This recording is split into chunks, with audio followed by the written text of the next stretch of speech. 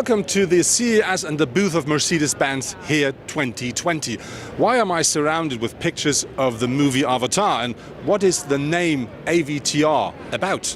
And how will mobility look in the far future? We're going to find out today.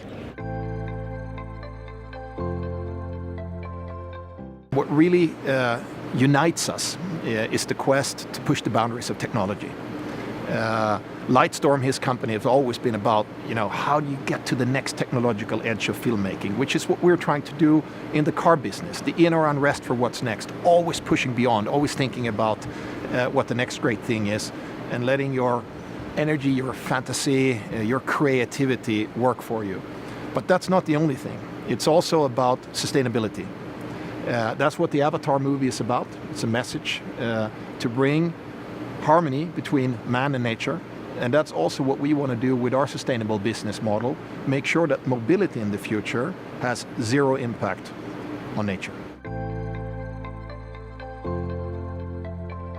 So next to me now is Gordon Wagoner, Chief Design Officer of Mercedes. Gordon, I have a question. When we talk about that concept car here, the future of the mobility, how interesting is it to create something like it? And how was the cooperation with AVTR or being inspired by this?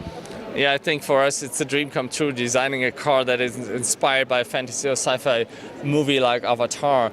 And I think the result is something super futuristic that brings our design philosophy of central purity to an entirely new level, that picks up of many sustainable ideas, whether it's the overall shape that is efficient and in harmony looking, whether it's materials, recycled materials in the interior, and most of all, the interaction system that merges car and driver into one living organism, and that can actually transform you from planet Earth to planet Pandora. So there's so many revolutionary ideas. If you look at these flaps there, they mimic the raising of animals' hair when they move or getting excited. And so this car can communicate with you as it's a living organism. And so there's so many revolutionary stuff here that makes that a very, very special concept car. The design language of this concept, of course, is extremely modern, far into the future. But when you look at the front of the car, I will instantly recognize this is part of the EQ family. And this is because of the shapes of the colors of the car. But on the other hand, when I look at this small star and this big surface at the front, that reminds me of the super sports cars of Mercedes out of the 70s and 80s. And so you do find both in that car, which one is the heritage and the other one is the far future. A very important thing with this study here is to get an idea of how the user experience of the interior of the car will be in the future. And this is something I'm going to get explained by an expert now. Well, first of all, when we get into this car and the interior of the Vision AVTR, what is most apparent is that all the traditional user interface elements have disappeared. We no longer have traditional displays or buttons. Everything has merged and is seamless. It's one with the interior. The concept is fully autonomous.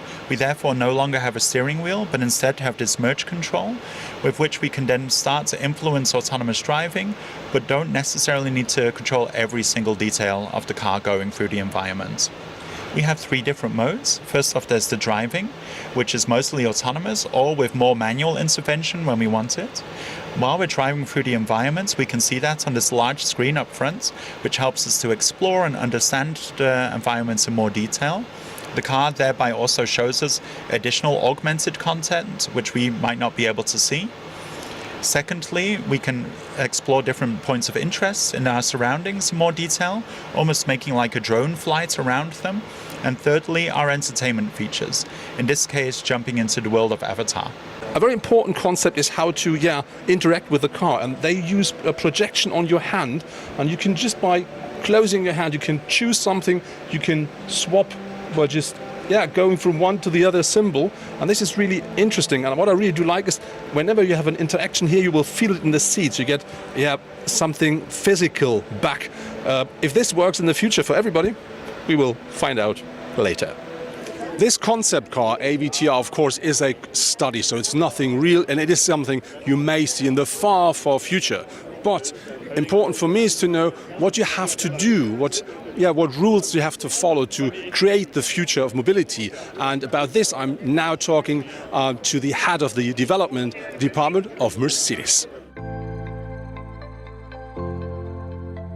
When we talk about Mercedes-Benz and the future of Mercedes-Benz cars, or let's say the future of mobility, how will this look like, and what are the big poles you have to be focused on?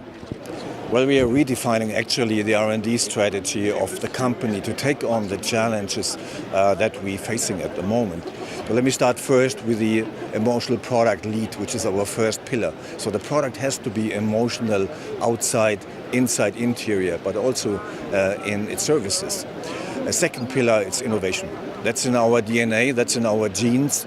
We are the inventor of the automobile, and that's going to take us into the future. The third important pillar is sustainability. So it's about zero emission, it's about resource conservation, and that's going to take us into the future. The fourth pillar is digitalization. The cars of today at Mercedes, they are created in a digital world. So this saves time, so we are faster to market, and we are creating also digital products beside the nice physical product that we see here. And the fifth pillar is excellence. And I think that's also part of the DNA of Mercedes, to have excellence in what we do and what we deliver. So for us, it's a holistic approach. So it's CO2 reduction, it's CO2 neutrality in 2039. That's our ambition, 2039. It's emission-free cars in the future, and it's resource conservation, using a minimum of resources out of the earth into our products, and have a full recycling process and to have the kind of a circular economy available in the ultimate stage. We're talking about the future of mobility, and in this case electromobility. The battery is the core thing you have to talk about. And when you think about batteries today, people don't like them so much because they are not, let's say, environmentally friendly. But you have to know that today the companies can recycle about 95% of the battery already, and very important is that the battery will completely change. So about 2025 they say the battery costs will be about a fifth of what you pay today, and on the other hand the capacity will increase massively. But I think more important is that the target is to really get rid of all the things they use today, like these special metals for batteries like cobalt, nickel and all this stuff, and they're going to replace this, and so the battery is going to get more environmental friendly. And another thing is, when you look at how the battery is built, we have liquids at the moment in the battery which are flammable, which are toxic, and that means that you have every single cell has to be completely sealed, and if you look about the whole battery package, it needs to be sealed as well, and it needs to be very strong. If you have an accident, nothing will happen. And if you change this so you will not have any liquids anymore, means you can do everything a lot more smaller and a lot more lighter, and that is a very important step to get with the same size of a battery, a lot more of capacity. And the far thing they're going to look at is the future in about 20 years. Then batteries will be completely organic, and that means that you can not only recycle a battery, then your battery is just organic waste.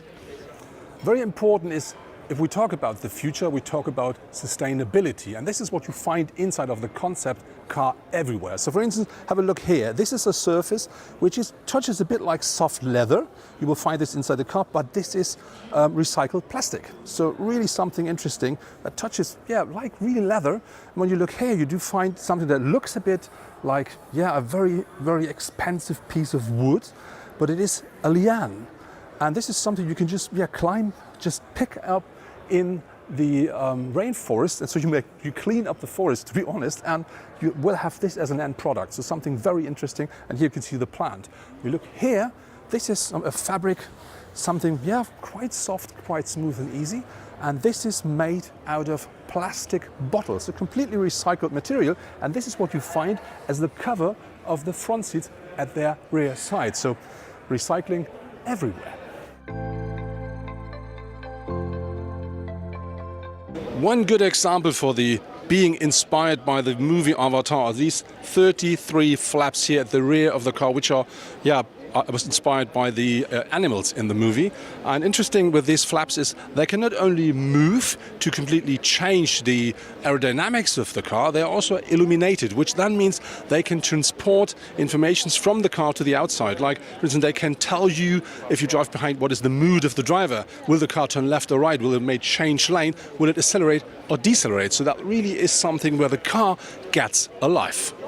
Looking at the interior of the car, you can really see how it was inspired by the movie Avatar, because when you look at the shape of the seats, they were inspired by the shape of the hammocks, so where the people slept in the movie. And when you look here at the rear seats, this shape goes around and closes at the top, so that gives you something like a coucou, something really cozy, very nice, something where you feel safe. So for your kids when they sit on the rear seats, for instance.